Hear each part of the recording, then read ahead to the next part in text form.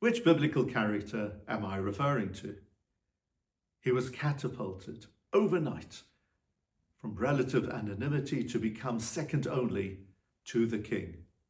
Actually, there are two correct answers to this question. They are Mordechai and Joseph.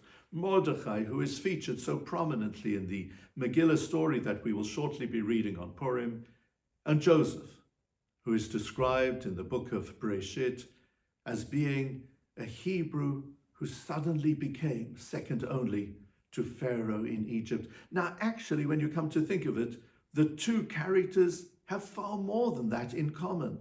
Both were born in the land of Israel and then exiled.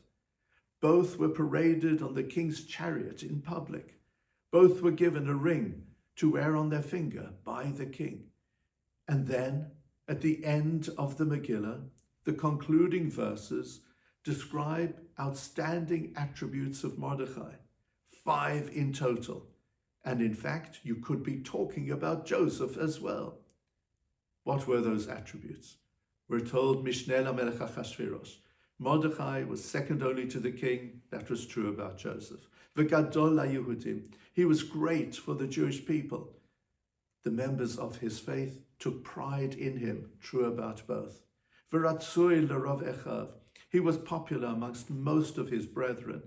You know, a great leader can't be popular in the eyes of everybody because you have to make some decisions which might negatively affect people. That certainly was the case with Mordechai.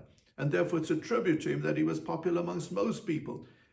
And the one biblical character who more than anybody else knew what it was like to be despised and hated was Joseph in the midst of his family. And then we go on to the 4th attribute. Doresh tov le'amo.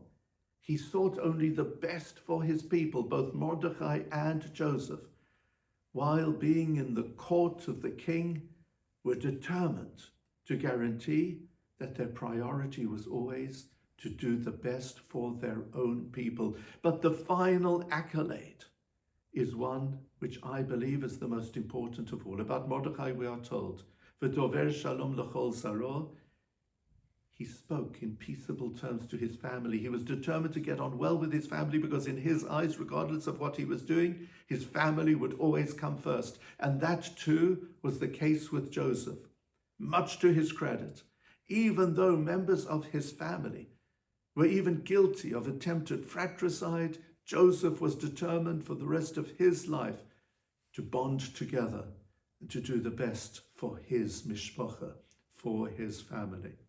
And so therefore, at this Purim time, there is such a powerful, wonderful message that emerges for us from the similarities between these two great biblical characters, and that is, whatever it is we're doing in life, what our level is, what our position is, what our occupation might be, our family must always come first, because it is within the family circle that we can achieve the most for the continuity of our faith and the betterment of our world. Shabbat Shalom and Purim Sameach.